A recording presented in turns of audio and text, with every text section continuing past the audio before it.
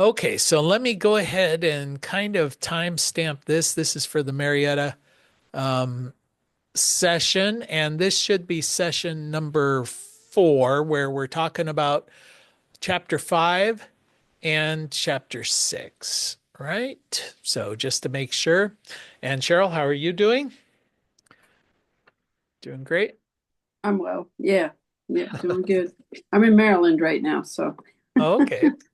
Well, it can't be bad when you're in the great Commonwealth of Maryland. it's not bad at all.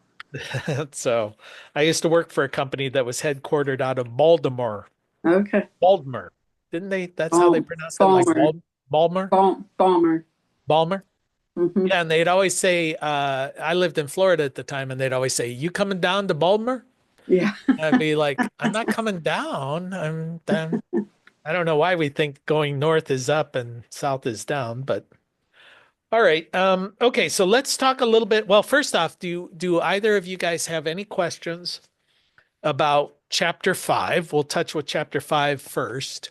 Chapter 5, the kind of purpose there is to introduce you to the various components, and why, what they do, and why you might, what are some of the features of them, and why you would select one versus another. Hmm. Um, and logically, the arrangement that I try and go through is I think of a solar system as running from the solar panels through to the load.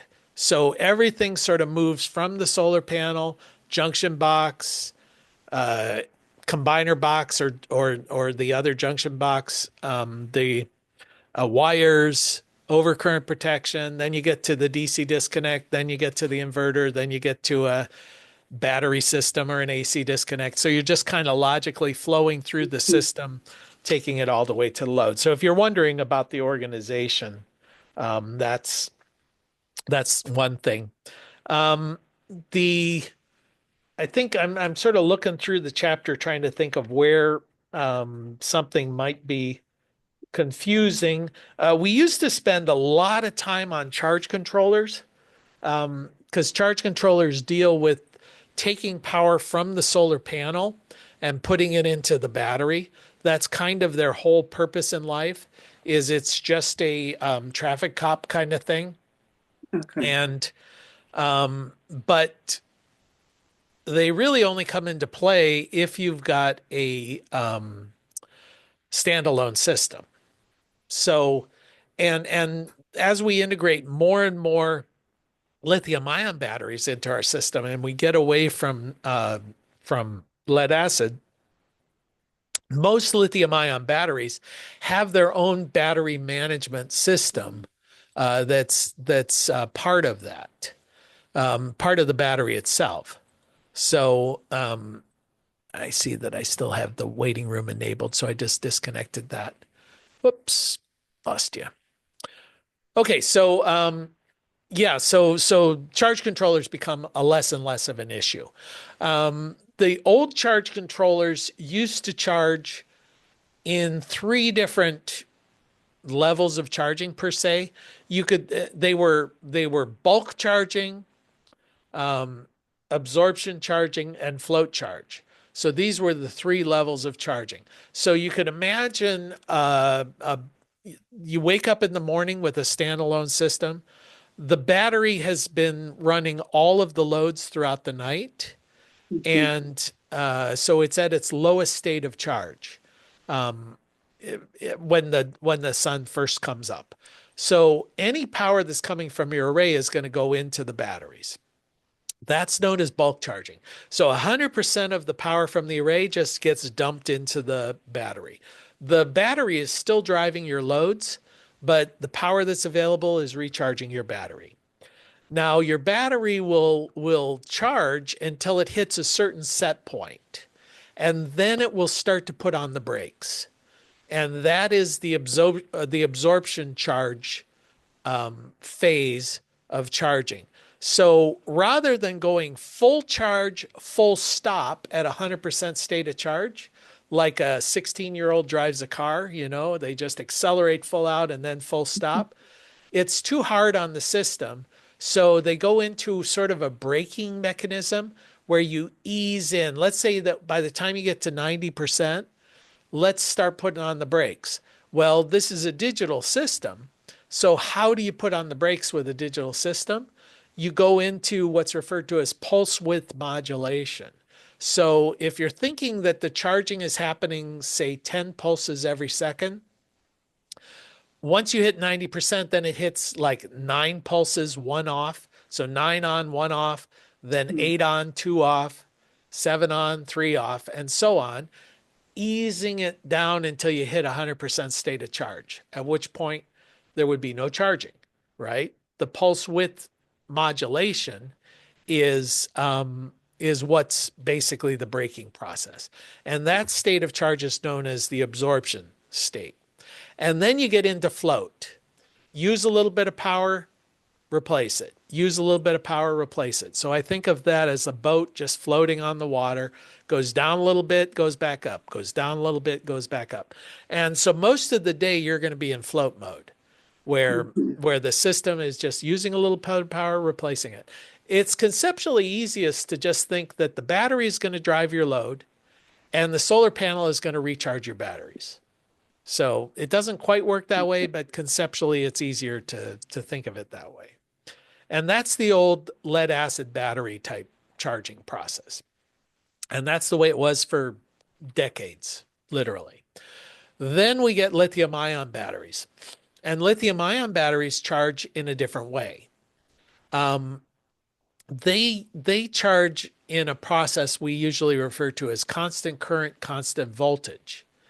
And what happens there is think about the full current of your charger is going to flow into the battery. And as the current is flowing in, the state of charge will increase and the voltage as a result of that will increase. And it will go up to whatever the full voltage of your system is. So let's say it's a 12-volt battery, but the state of charge of that battery might be 12.8 volts. So you're going to take all the current that's available, charge that battery until it hits 12.8 volts. And then you're going to start reducing the current while maintaining the 12.8 volts. So it goes constant current up to that set point, and then it's constant voltage while the current starts to diminish. And where that comes into play is when it hits the set point voltage, the battery is typically only going to be about 80% full. And really where this is playing into, where it has a practical impact is in charging your electric vehicles. So you can use a high current charger and get that battery to about 80% full in a very short period of time. But the remaining 20% might take hours as that voltage is staying steady and the current is diminishing down towards zero. So now what they're seeing is with fast chargers, you're starting to see where you can go into a service station with a 600 volt, um, what, 200 amp or 400 amp or 600 amp charger and charge your electric vehicle in 10 minutes to an 80% state of charge. And then it might take you 3 or 4 or 5 hours to get that last 20%. Well, you're not going to do that if you're sitting along the interstate highway. So you just go in and charge it to 80% and then be on your way. Well, if it's got a 400-mile range, 80% of that's going to be 320 miles. That's going to get you a fair distance. So then you can plug it in at home and let it charge overnight to top off the battery. But it doesn't really impact the lithium ion battery. It doesn't degrade it by not charging it all the way. So that's kind of what we're going to be dealing with in the world of EVs. You're going to find that you're going to just charge them when you're on the road only to about 80%. Um, and so that's just the way charge controllers work.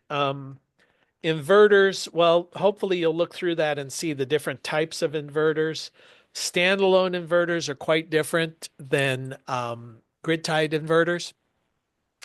And DC coupled and AC coupled inverters are different still. They're a form of grid tied inverter. Microinverters, very small systems. Did I touch on rapid shutdown before as far as inverters in this class? I'm doing a lot of different classes, so I wanted to remember. Cheryl, do you remember anything about I, rapid shutdown? I remember reading about it, but I don't remember me talking about it. Okay, well But it, let me turn on the whiteboard here, and hopefully you guys are seeing it, and hopefully I can reach over here. But what is rapid shutdown is a term that you're going to hear, and I'll just try and explain what we're talking about there. And let's say we've got a house. This is the roof of the house, and we've got a solar array up on the house. And then down here, we've got the electric meter. And what used to happen is, well, and it still does, let's say that the house catches on fire. So it's the middle of the day and the house is on fire. And the first responders have to come and they're going to try and put out the fire. Well, the issue that they're going to do, the first thing that they do, this meter here is connected out to the utility at the transformer, and they want to make sure there's no power in the house because they don't want to get electrocuted. So the first thing they do is they come and they pull the meter, and the meter acts like a fuse.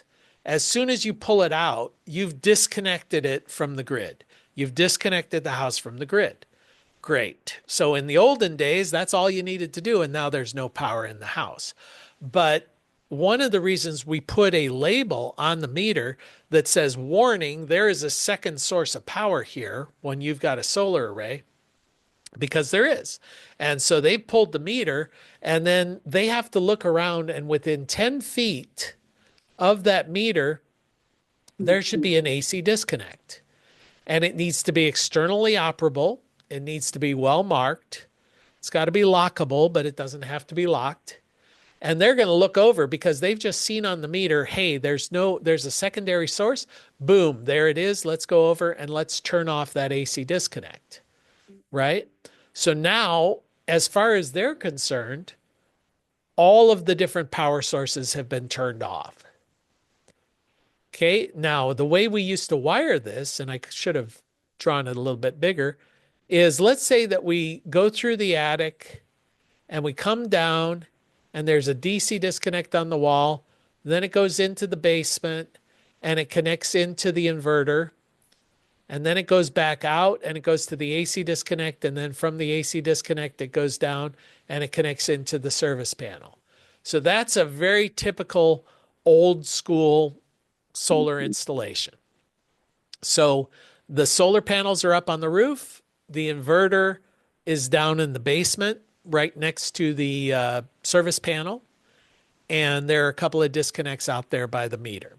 Well, they come out here. What happens when they disconnect from the grid? it's The still, inverter, because of anti-islanding, shuts off, right? It's designed so as soon as it loses sight of the grid, it turns itself off. So the power is off at the inverter. But if the inverter is in the basement, the wires that are going all the way down through across the side of the house, DC disconnect down to the inverter, are still live if the sun is shining. And they could be up to 600 volts in a residential system, up to 1,000 or 1,500 volts in a commercial system. So a fireman climbs up on the roof with his chainsaw and decides to cut a hole through the roof in order to vent smoke or things out of the building, which they do quite often. And he cuts through a 600-volt line and gets killed because that line is still hot. So what rapid shutdown in 2014, the National Electrical Code said, hey, as soon as we turn off this AC disconnect, we want the power to be disconnected at the solar array, not at the inverter, not down here in the basement. We want it to be turned off up there at the array because we figure the firemen can see that array and be careful about that, but they can't see all the hidden wires that are in the walls or in the ceiling or wherever they happen to be. So that was known as rapid shutdown. We want a rapid shutdown provision. It's got to happen within X number of seconds because the power has to bleed out, and it usually bleeds out through the grounding system. And okay, so at the time in 2014, the industry looked at them and goes, "How do we do that? How do we make that happen?" And the National Electrical Code said, "It's not our problem. Make it happen or go out of business. We don't care." And so a company called Enphase decided, okay, well, currently what we've got here is a big solar array, terrible drawing of a solar array, with a bunch of panels, and it's being wired all the way down to a centralized inverter. Well, what if I, instead of having one big inverter, I put a little inverter on each panel? And now when it loses sight of the grid, it'll turn off at the panel. So yeah, that works. You know, but the problem that they ran into is back in 2014, to make those little microinverters, you might be charging like $250 per microinverter. Mhm. And if you've got 30 of them up there, or let's give a round number of 40 of them, all of a sudden you've got $10,000 worth of microinverters, whereas that central inverter might cost 2,500 bucks. So it was a very expensive solution. So so then another company called Solar Edge came along and said, "You know what? We don't have to put the whole inverter up there. We can just put the rapid shutdown, the electronic device that clamps down when the lose sight of the grid. We'll just stick that up here and we'll put it on each panel, but we'll keep the inverter in the basement." And then they figured out, well, you know what? If we're going to be doing that, why don't we put the MPPT, the maximum power point tracking device, up there in that little piece of electronic? It's only going to add $5 to the cost of the system. So why not do that? And then it became known as a power optimizer because each panel is now operating independently of every other panel. So you're optimizing the amount of power. So they found they could create these little electronic devices for $60 as opposed to 250 bucks.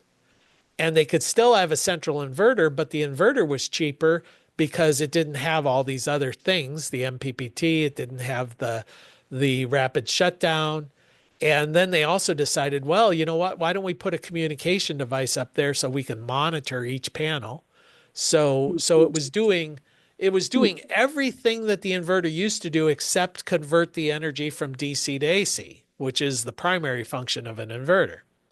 And so that became the power optimizer industry. And so while these things didn't really exist in any meaningful way prior to 2014, because of this provision in the National Electrical Code, they then became the dominant form of system.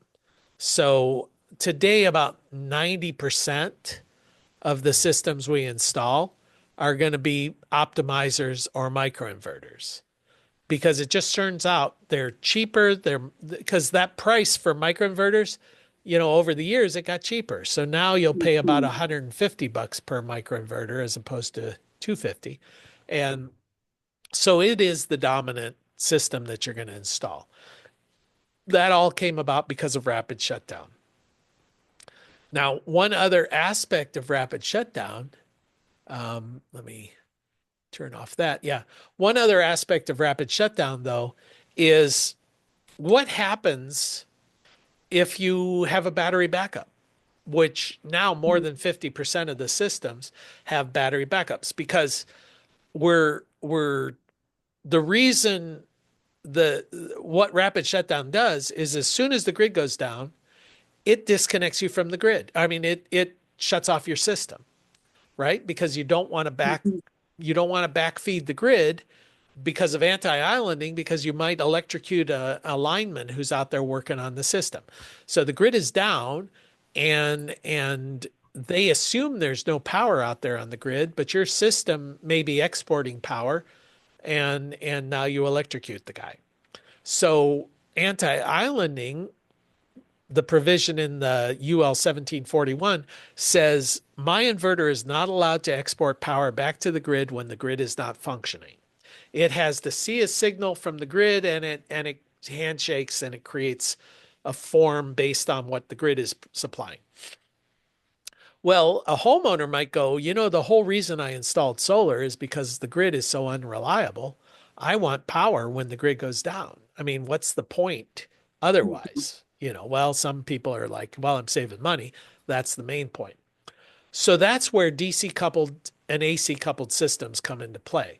Because a grid interactive system, or an AC or a DC coupled system, says when the grid goes down, you're going to physically disconnect from the grid, and you use an auto transformer device, an automatic switch and now I just learned a term here this week at the conference called MID. It's like a microgrid interface device. They always like to come up with acronyms that are non-descriptive. Why don't they just call it a magic switch or something? They might as well do that. But anyway, so essentially what this is doing is it's monitoring the grid. It has a little signal wire. And if the grid goes down, it physically disconnects your system from the grid. So it's just an on-off switch, and you're now disconnected from the grid. No possibility of backfeeding the grid. You're disconnected. And your system now goes into standalone mode, right? So you might have a whole house backup system where every circuit in your home is backed up with a battery and your solar array. The problem with doing that, though, is it's going to be expensive, because you're going to have to put in a pretty seriously large battery in order to handle all of your loads. So what ends up happening more commonly is you have a partial home backup where you identify just they used to call them critical loads, but then people got upset because they're not necessarily critical. They're just things you'd like to have if the power is out. So it's not like life or death. So now they call them backed up loads or backup loads. And there's usually a separate panel that goes into play. So again, let me share the whiteboard here. Do I have that? What happened? Oh, there's the whiteboard. Say new whiteboard. Okay, so how does that work? Well, let's assume we've got a switch here, and we're hooking in our inverter, and that's coming from our solar array. I'm not going to put in all the disconnects and things like that. And we hook that into one place in our switch. And we can either hook in, there are different configurations, but let's say I've got a battery bank. That battery bank gets hooked in here to another location. And I might have a generator, and that could get hooked into another place. And then if I was doing a whole house system, I might have my utility meter, and then I would hook in here, and then it would pass through to my service panel with all of my breakers. That's how you would configure a whole house system. Or if I had a partial house system, I would take it and I would connect my meter into here, into my main breaker, hook this into the switch, but then hook this into a critical load panel. So not all the circuits, just the ones you find critical. And so what happens? Well, if the grid is operating, the solar array is going to generate power. It's going to feed in here. It's going to go to your loads. It'll go to this load. It'll go to these loads. And if there's excess power, it'll feed back to the grid. So that's how it's going to operate. The battery is not going to do anything. The generator's not going to do Mhm. anything. Now, let's say the grid goes down. Well, in this case, it's a partial home. This system is going to automatically disconnect your main breaker. So now you're isolated, and your solar array is going to feed the loads. If there's not enough power to feed the critical loads, then you're going to use your battery, and that's going to supplement it as much as it needs. And then typically what happens is if this battery falls to a certain state of charge, let's say there's only 20% of the charge left, then oftentimes the generator is going to kick on and it's going to recharge your battery. Okay. That's so for an extended power outage, that's how these things would flow. Your solar array is going to keep operating as long as the sun is shining, and it's always going to flow to your load. If you need more power, it's going to go to your battery. If you don't need all the power from your solar array, it's going to recharge your battery. And if your battery is full, well, then it's just going to do nothing. It's not causing any damage. It's just an opportunity cost. You Mhm. have the potential of generating power, but you're not. And the generator is here just to supplement the battery in case the battery gets drained to a low situation. So this is how in this case, it would be a DC coupled system. Or no, it's on the other side. So this would be an AC coupled system um, with because the inverter is going to come out with AC power. So everything here, the DC is going to go in and that's going to have to be converted to AC. But most of these battery systems, in a case like this, if it was an AC coupled system, it would come out of the battery or it would go through a separate inverter to convert it to AC.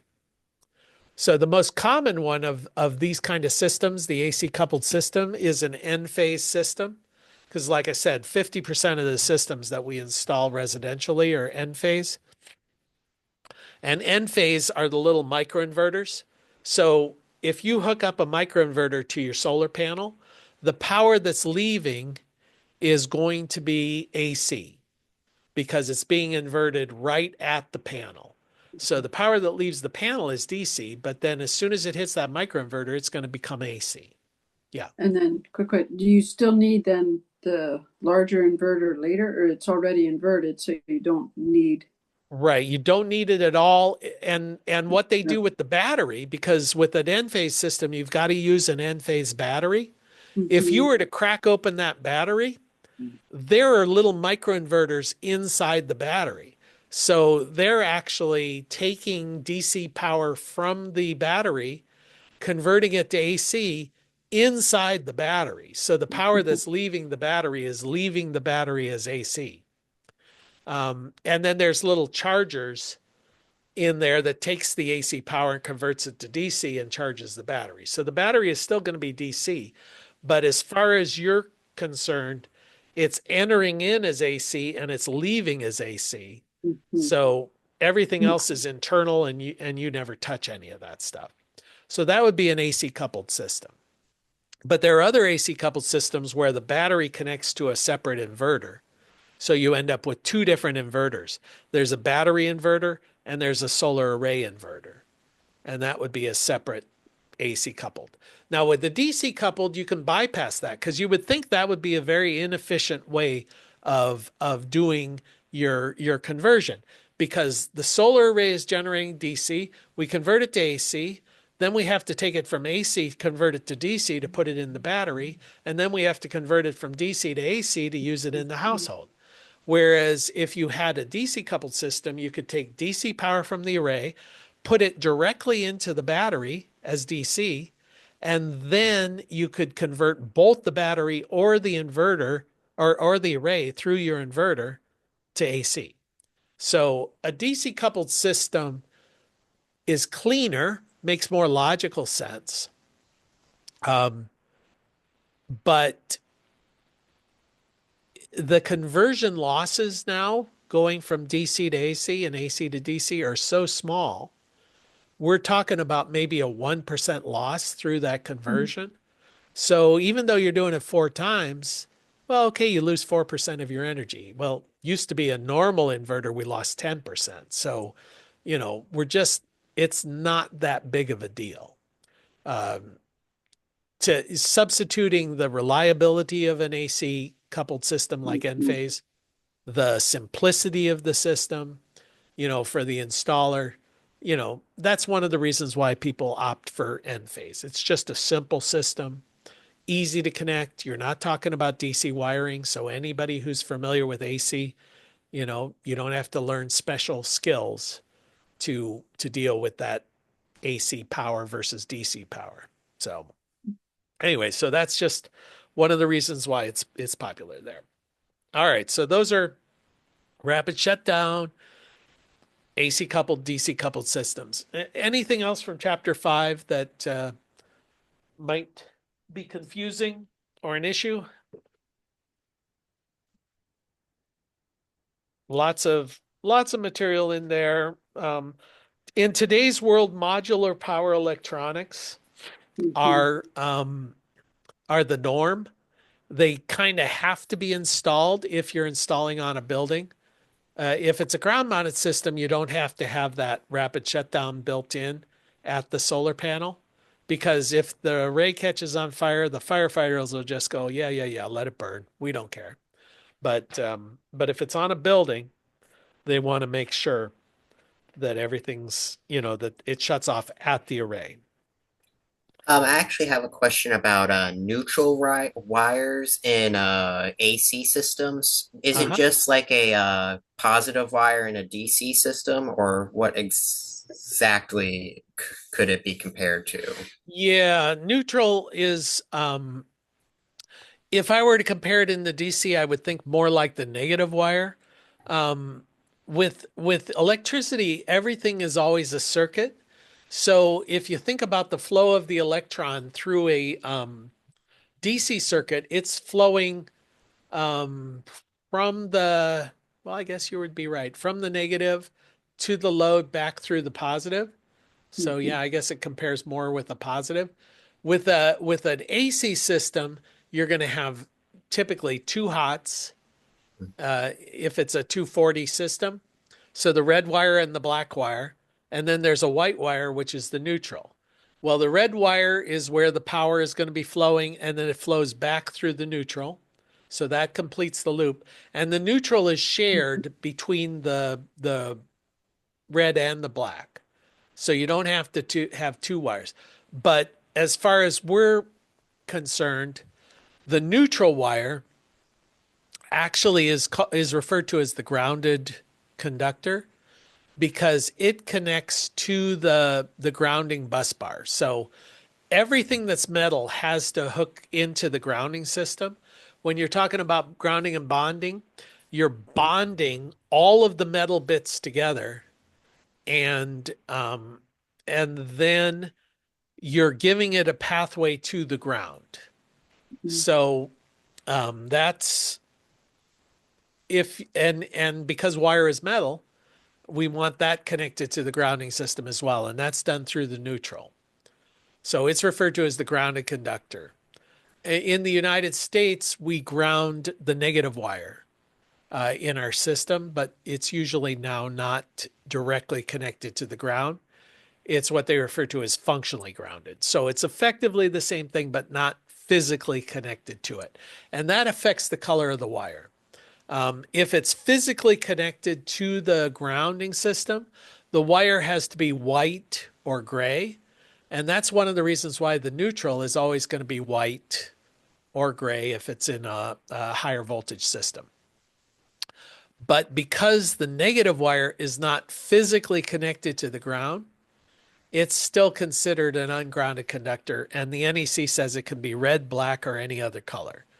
That's not a whole lot of guidance, red, black, or any other color. And then they don't add except for white or gray or green with yellow stripes, because those are allocated to the grounding conductor and the grounded conductor, which they love to use terms that are so similar as to be confusing. The equipment ground is different than the grounded conductor, even though they're both wires. So the equipment ground connects all the metal bits together, and the grounded conductor is the wire that's connected to the grounding system. I know I'm just going to confuse you with all of this, but um, all that a grounding system does really is connects all the metal bits together and then gives it a pathway to ground. It also gives it a reference point. So um, when we talk about positive and negative wire or positive and negative voltage, if we say a system is 12 volts, what does that mean? It's 12 volts compared to what? It's a reference. It's a reference point. It's compared to zero, right? It's positive 12 or a negative 12, right? We can have either one. Um, but what is zero? What is our reference point? So they look around and they say, I don't know, let's pick the biggest thing. How about the world? We'll just say the world is volts, right? Why is it 0 volts? It's because we said it was. It's where we live. We just said, okay, we're gonna just say that's zero. Why is it 0 point? We just gave it a measurement of zero. And everything is referenced from that. So that's why we in England they'll call it earthing or grounding. It's the ground, it's the earth, and that's our reference point. Um, I'll give you an example, Corbin, in the house that you live in. Um, you know how the kitchen counters are all metal, Yeah. all of those. Well, Annie came to me one time and she said, there's something wrong with the microwave. And I said, what's wrong? She said, well, when I touch it, it shocks me. I'm getting an electric shock. And I said, like static, like static electricity, like when you touch a doorknob or whatever and it sparks. And she goes, no, it like hurts. So I went over and I touched the microwave and I was getting nothing. And so then later she said, hey, it did it again. And I went over and I touched it and I got nothing. And then a little bit later, I touched something and I felt like a live electric wire. And I thought, whoa, okay, well, now it's real because it happened to me. When she was doing it, it was just her imagination, but now it was like real. And anyway, it turned out it has nothing to do with the microwave. We had an electric tea kettle sitting on a metal countertop. And Mhm. over the years, the wire at the bottom of the tea kettle had rubbed to where the insulation was no longer intact. And electricity was flowing from the wire that was attached to the electric tea kettle to the countertop. So the entire electric countertop was like a live wire. Um, I was wearing tennis shoes, so my feet were insulated. So when I touched the wire, there was no pathway to ground because I'm insulated. My whole Mhm. body is insulated. So that's one. So there was no path to ground. She was wearing like leather sandals, which was not as good of an insulator. So she was feeling some of the electricity passing through her body to the ground because that's where the electricity wants to go. It wants to go to the ground. Um, so we fixed that by replacing the coffee pot and then always putting things on top of a rubber mat after that. But but what a grounding and bonding system would do is says, sometimes electricity gets to the metal parts where it's not supposed to be, and if that happens, we want to connect all those metal parts together with a piece of wire and then connect that wire to the ground so that if stray electricity gets to places it's not supposed to be, it will go into the ground through that wire, not through your body. And that is a life safety thing because if it was properly grounded, if we had attached a wire to the counter and then buried a rod in the ground and connected to that, the electricity would be flowing down to the ground. She might feel a little tingle, but it wouldn't go through her body. And so grounding and bonding is a life safety thing. And that's just what it's all about is you're connecting all the metal bits together and giving it a better pathway to the ground than your body. Because you might touch something. And when you touch it, you create a circuit between whatever you just touched and your feet in the ground. And if the electricity goes all the way through you, you could be dead. So that's why we need a properly grounded and bonded system. I know that's a long answer to a question about what's the neutral, but that's as good as I can get to you anyway. It's the grounded conductor in an AC system. So that's perhaps unsatisfying. You don't have to know that much about it in this course, but if you're curious, there are videos and things that talk about neutrals. Okay. Anything else from I thought I would touch real quick on chapter 6. Chapter 6 to me is sort of the first chapter that's just intuitive. Most of this stuff, again, you're never born knowing this stuff, but you can think about a site evaluation as almost an intuitive thing. You're going out there to do the site assessment. Well, which way should you point the panels? In the northern hemisphere, you want them pointing to the south because the sun tracks in the southern sky for the most part. What's the optimal angle? Well, that's going to depend. The further you go north, the greater the angle. If you were laying solar panels at the equator and the sun's mostly directly overhead, well, you just lay them flat, right? Lay them flat on the ground. The sun's going to be up here tracking. Everything's fine. If you go to the North Pole, you'd probably go vertical, right? Because the sun's tracking low in the horizon. And anywhere between there, it's going to be a certain angle based on latitude. Here in Ohio, where I am normally, you are, and Cheryl, I think you said you're in Maryland, so you're about the same. Anyway, so we're about 40 degrees north latitude. Mhm. So you would think that the optimal angle would be 40 degrees, right? Because if it's 0 at the equator and 90 at the North Pole at 40 degrees latitude, then on average, the panel is facing the sun at its most direct angle at 40 degrees. On the spring equinox and the autumnal equinox, or yeah, vernal and autumnal, that's when it's going to be at a direct 90-degree slant. At the summer solstice, it's going to be a little bit higher. At the winter solstice, it's going to be a little bit lower. But on average, 40 degrees would be the best. But that only is the case if the days were exactly the same in the winter and the summer. But they're not, right? The days are longer in the summer, shorter in the winter. There's more sunlight in the summer, less in the winter. We get a lot more overcast days.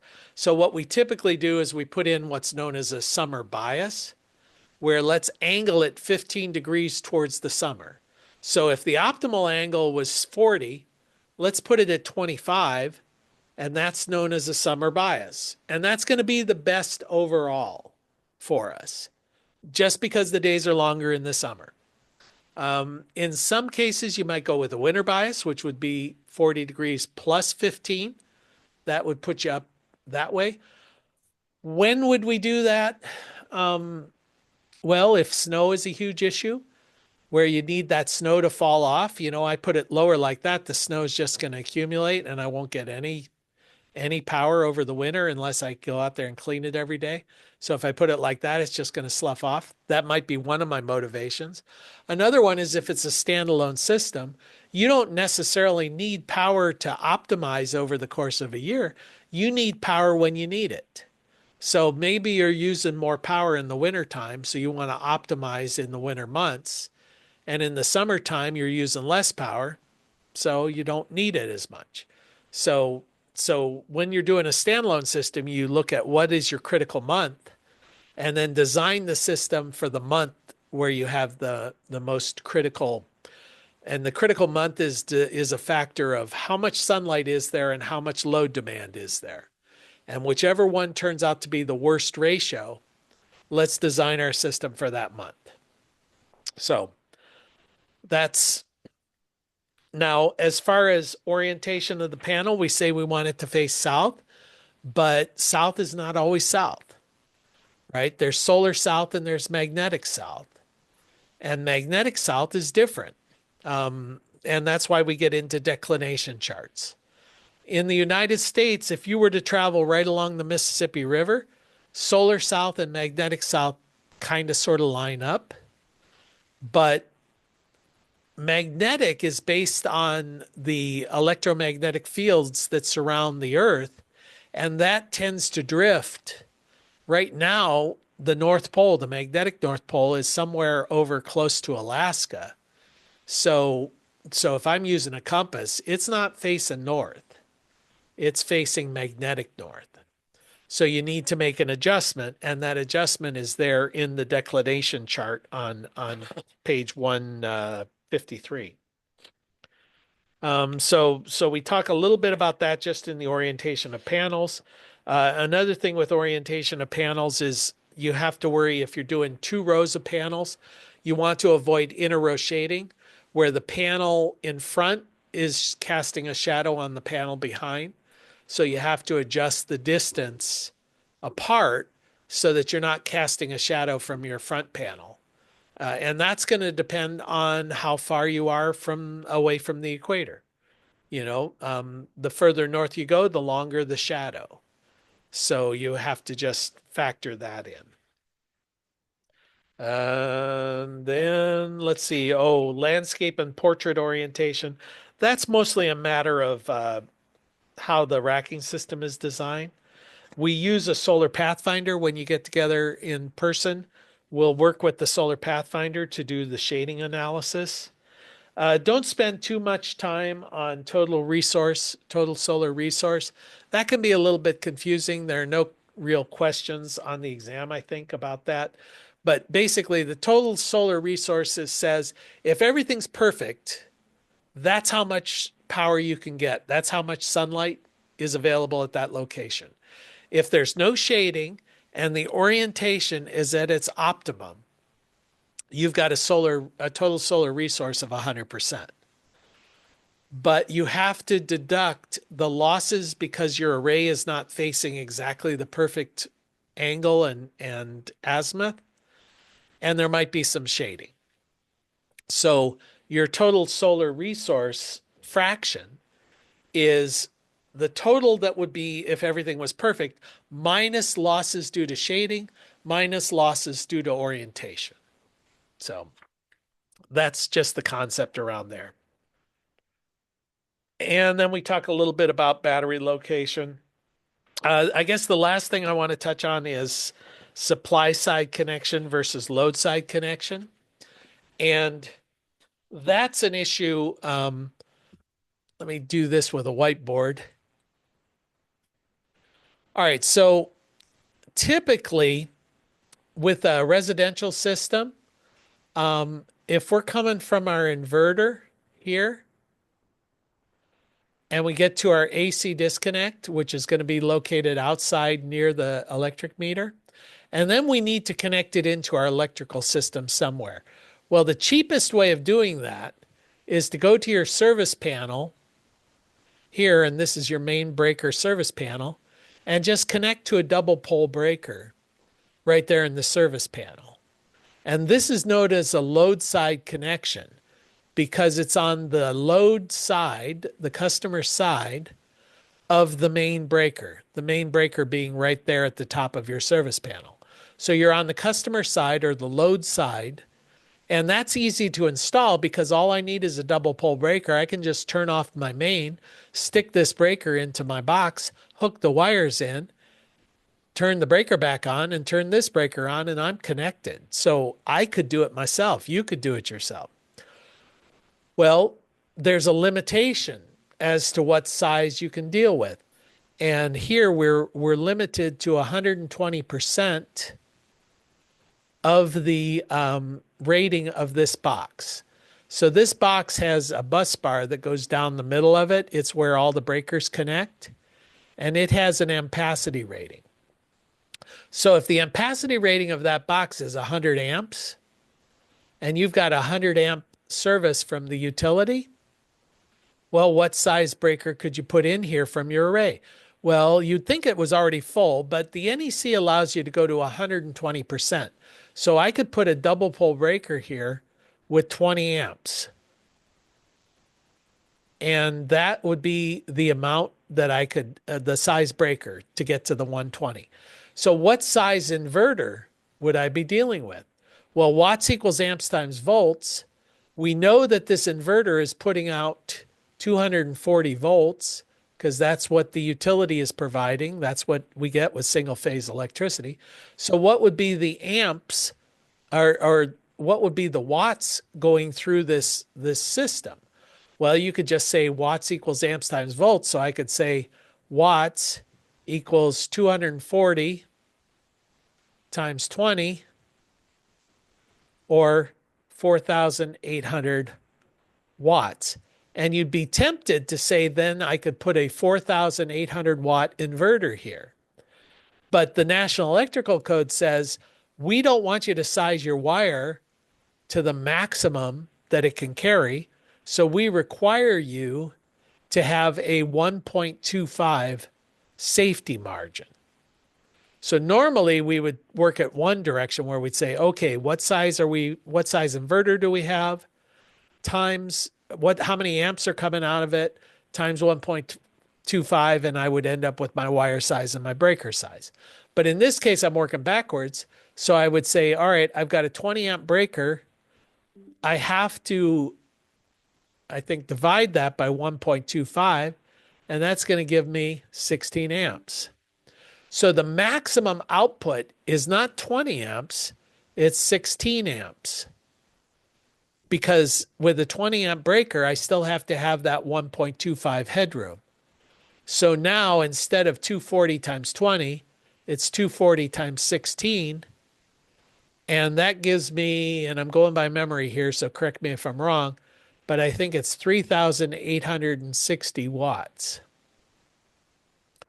So the maximum inverter you can have with a load side connection with 100 amps of service and a 100 amp panel is a 3.8 kW inverter, a 3,860 watt inverter. Well, it turns out that's the second most popular size of string inverters because this is a pretty common situation where you have a 100 amp service panel with a 100 amp service from the utility. Well, what is the most common situation? Having a 200 amp system, 200 amp service panel, and 200 amp service from the utility. Well, if that's the case, then you could put a 40 amp breaker down here, but you could only use 32 amps because of the 1.25 safety margin. So it would no longer be 3.8, it would be 7.6, right? kW. So this is the most common size inverter, 7.6 kW inverter. They seem like weird sizes. Why would you have a 3.8 or a 7.6? It's because of that, because of the situation where the most common situation is a 200 amp service with 200 amps from the utility, a 200 amp service panel. So, you can maximum load side connect. So that said, let me go here. How do I get out of that? All right. So what is the supply side? So what happens if I have a bigger system and it will not fit in my service panel? Well, here's my service panel. What happens? The most we just said is a 7.6 kW. What if I needed a 10 kW just to meet my load demand? Well, I can no longer connect into my service panel. Now I'm going to connect in what's known as a supply side. So I'm going to connect in somewhere between the main breaker and the utility meter, and we're just going to tap in there. This is known as a supply side connection. The downside of a supply side connection is now you can't do it yourself. Now you got to hire an electrician. They're going to have to turn off the power from the utility. They're going to have to cut into the wires. They're going to have to put in a tap. So it becomes a more expensive thing and not something that you can do, as a solar installer. You've got to get a real live electrician to do that work. So supply side connections are usually for bigger systems, and they're going to be more expensive than a load side connection. Okay, so that's an introduction to that. But I don't expect you to fully understand. I just wanted you to be kind of aware of that. If any of that is confusing, go back and replay those sections. But I think that gets us sort of at least hopefully up to chapter 5, chapter 6. And if I didn't cover what was confusing to you, that's your fault because you should have told me, right? So that's where we're at. I think we're out of time. So I'll see you guys next week. All right. Okay. Well, Take thank care. you. Bye. Bye Yep. bye.